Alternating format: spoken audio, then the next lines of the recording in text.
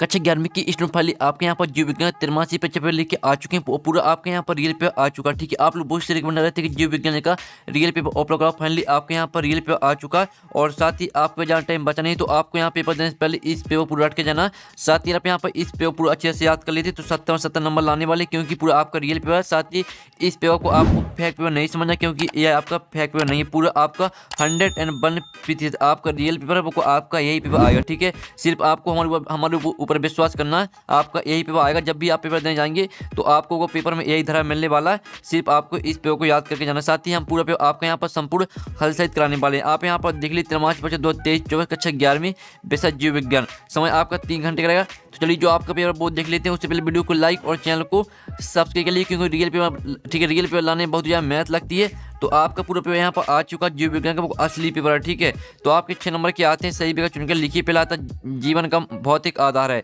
तो आपका आता केंद्रक और बात गुणसूत्र। ठीक है, आप यहाँ पर देख लीजिए। और फिर आपके यहाँ पर आता द्रव्य और दाता DNA। जीवन का भौतिक आधार है, तो इसका आंसर आपका यहाँ पर दा हो जाएगा DNA। ठीक है, पहले का आपका यहाँ पर दा करेक्ट आंसर रहने वाला है। अब चलिए आपके यहाँ पर दूसरा देख लेते हैं। तो स्टूडेंट आपके यहाँ पर देख लीजिए, आपका दूसरा था वह है कोशिकांग, जो रूपांतरण में मदद करता है। ठीक है, तो इसका आपका आता माइटोकॉन्ड्रिया, बाता हरित लवक और साता केंद्रक और दाता राइबोसोम। तो आपका दूसरे के यहाँ पर करेक्ट आंसर हो जाएगा हरित लवक।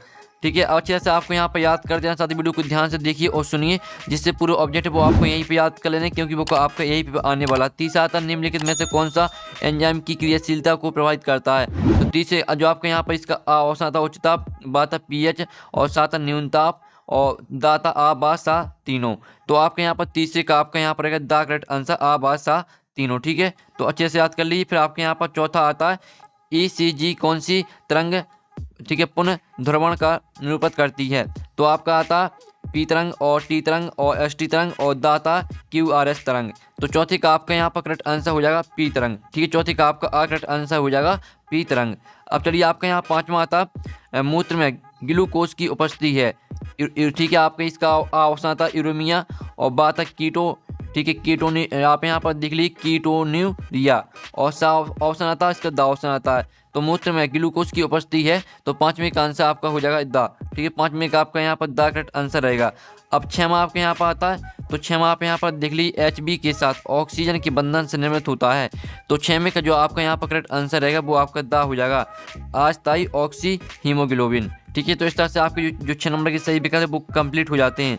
अब प्रश्न 2 आता है, देखिए स्थान भरिए। 6 नंबर के आते हैं, पूरा आपका रियल पेपर करा रहे हैं स्टूडेंट को, आपका रियल पेपर। ठीक है, और आपका पहला रेगिस्तान आता है डॉट कोशिका का बिली घर है, तो माइटोकॉन्ड्रिया हो जाएगा। ठीक है, पहले का आंसर आपको हो जाएगा माइटो। ठीक है, आपको यहाँ पर देख लीजिए किस तरह से लिखना, माइटोकॉन्ड्रिया आपका रहेगा इसका आंसर। ठीक है, इसका आंसर आपका पहले रेगिस्तान का आंसर हो जाएगा माइटोकॉन्ड्रिया। तो आप यहाँ पर देख लीजिए। अब चलिए आपका यहाँ पर दूसरा रेगिस्तान आता है, तो दूसरा आप यहाँ पर नेफ्रॉन डॉट का, ठीक है, नेफ्रॉन डॉट का अंग का भाग होते हैं। तो दूसरे का आंसर हो जाएगा आपका बक्र। ठीक है, दूसरे रेगिस्तान का आंसर आपका यहाँ पर रहने वाला बक्र। आप यहाँ पर देख लीजिए नेफ्रॉन बक्र अंग का भाग होते हैं। फिर आपका तीसरा रेगिस्तान आता है डॉट संरचना सीप और पौधे की पत्तियों में पाई जाती है। तो आपके यहाँ पर इसका आंसर है क्रांज। ठीक है, क्रांज, यहाँ पर देख लीजिए क्रांज संरचना सीप और पौधों की पत्तियों में पाई जाती है। फिर आपके यहाँ पर आता है चौथा स्वर यंत्र के ऊपर ढक्कन नुमा संरचना डोंडो कहलाती है। तो इसका आंसर हो जाएगा वोकल कार्ड। ठीक है, चौथे का आंसर आपका यहाँ पर देख लीजिए वोकल कार्ड। ठीक है, ये रहेगा आपके यहाँ पर चौथे का आंसर। तो आप यहाँ पर अच्छे से देख लीजिए और अच्छे से याद कर लीजिए, को आपका यही पर आने वाला है। ठीक है, पाँचवा आता अनॉक्सी श्वसन में एक ग्लूकोज के अणु से 38, ठीक है, 38 ATP, ठीक है, 38 ATP ऊर्जा की प्राप्ति होती है। तो आपका पाँचवें का आंसर हो जाएगा 38। ठीक है, 38। फिर छठवां था एक स्वस्थ मनुष्य में प्रति मिनट डॉट बार श्वसन होता है। तो इसका आंसर रहेगा 16 से 18। ठीक है, इसका आंसर आपका यहाँ पर 16 से 18 हो जाएगा। छठवें का आंसर आपका 16 से 18 हो जाएगा। एक स्वस्थ मनुष्य में प्रति मिनट 16 से 18 बार श्वसन होता है। तो इस तरह से आपके जो रेगिस्तान वो कंप्लीट हो जाते हैं। अब आते हैं सत्य असत्य चुनिए। ठीक है, तो पहला आपका आता है केल्विन चक्र का अंतिम उत्पाद PGAL होता है। तो पहला आपका यहाँ पर असत्य हो जाएगा। और पृथ्वी पर सर्वाधिक मात्रा में पाया जाने वाला एंजाइम, ठीक है, रूबिस्को है। तो ये आपके यहाँ पर दूसरा सत्य रहेगा। तीसरा आता वायरस मुख्यतः न्यूक्लिक अम्ल के बने होते हैं। तो तीसरा आपका असत्य हो जाएगा। और हीमोग्लोबिन में आयरन तत्व पाया जाता है। तो चौथा आपके यहाँ पर रहेगा सत्य। और C3 चक्र को हेल चक्र, ठीक है, हैच इसलिए चक्र भी कहते हैं। तो पाँचवा आपका यहाँ पर रहेगा सत्य। और जो छठवां था प्रोटीन के शोषण गुणांक का मान 1 से अधिक होता है, तो छठवां आपका असत्य हो जाएगा। ठीक है, तो इस तरह से आपके यहाँ पर सत्य असत्य कंप्लीट हो जाते हैं। पहला आपका सत्य रहेगा, पहला आपका असत्य रहेगा, दूसरा आपका सत्य रहने वाला, तीसरा आपका असत्य रहेगा, चौथा आपका यहाँ पर सत्य रहेगा, पाँचवां सत्य रहेगा और छठवां असत्य रहेगा। ठीक है, अब चलिए देख लेते हैं आपके यहाँ पर प्रश्न 4 आता है सहजोड़ी बनाकर लिखिए। ठीक है, 5 नंबर की आती हैं। तो पहली आती है आपकी कार्बोहाइड्रेट। तो कार्बोहाइड्रेट को आपको मैच करना है यहाँ पर। ठीक है, यहाँ पर शोषण गुणांक 1 से अधिक। फिर दूसरी आती है वसा। तो स्टूडेंट आपके यहाँ पर दूसरी आती है वसा, तो वसा को मैच कर देना आप यहाँ पर देख लीजिए शोषण गुणांक 1 से। जो तीसरी आती है मछली, मछली को मैच करना आपको अमीनो, आप यहाँ पर देख लीजिए अमीना टैलिक से। और जो चौथी आती है छिपकली, छिपकली को मैच करना आप यहाँ पर देख लीजिए यूरिया, ठीक है, यूरियोटैलिक से। और जो आपकी आती है पाँचवीं रक्तदाब, तो रक्तदाब को मैच करना आपको यहाँ पर दास से। ठीक है, आप यहाँ पर देख लीजिए रक्तदाब को आपको यहाँ पर दास से मैच कर देना। तो इस तरह से आपकी जो सहयोगी बुक कंप्लीट हो जाती है। जल्दी से आप यहाँ पर स्क्रीनशॉट ले लीजिए। अब चलिए आपका नेक्स्ट क्वेश्चन देख लेते हैं। आपने स्क्रीनशॉट ले लिया होगा। तो स्टूडेंट आपके यहाँ पर नेक्स्ट क्वेश्चन आता है एक वाक्य में उत्तर लिखिए। पहला आता है मनुष्य की आयुर्वेदी का जीवन काल कितने दिवस का होता है। तो इसका आंसर रहेगा आपका 120। ठीक है, पहले का आंसर आपका 120 हो जाएगा। फिर आपका दूसरा आता है प्रकाशीय शोषण में शामिल कोशिकाओं के नाम लिखिए। तो दूसरे का आंसर आपको हो जाएगा हरित लवक। ठीक है, माइटोकॉन्ड्रिया और हरित लवक। ठीक है, दूसरे का आंसर आपका रहेगा माइटोकॉन्ड्रिया, हरित लवक हो जाएगा दूसरे का आंसर। जो आपका तीसरा, चौथा, पाँचवा, इनके आंसर आपको खुद कर लेना। ठीक है, और जिसको भी तीसरे, चौथा, पाँचवें का आंसर पता हो वो कमेंट में लिखना, जिससे और स्टूडेंट की हेल्प हो जाएगी। आप प्रश्न 6 था ठीक है, माइकोप्लाज्मा की 2 विशेषताएं लिखिए, अथवा था ग्राम पॉजिटिव एवं ग्राम नेगेटिव बैक्टीरिया में 2 अंतर लिखिए।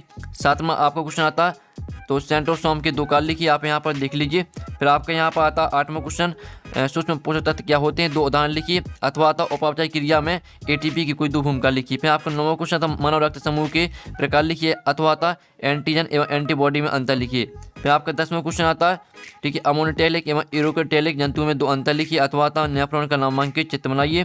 फिर आपका 11वां क्वेश्चन आता है लिम्फोनोड के 2 काल लिखिए। अथवा था कार्डियक चक्र के बारे में लिखिए। ठीक है, पूरा बुक आपका हम यहाँ पर रियल पेपर करा रहे हैं, बुक आपका यही पेपर आएगा, पूरा आपको रट के जाना। ठीक है, फिर आपका 12वां क्वेश्चन था शोषण गुणांक से आपके समझते हैं। अथवा था वायवीय शोषण को परिभाषित कीजिए। फिर आपका 13वां क्वेश्चन था अवायवीय शोषण के समय कम ऊर्जा उत्पादन क्यों होता। अथवा था स्वतंत्र संतुलन पत्र को समझाइए।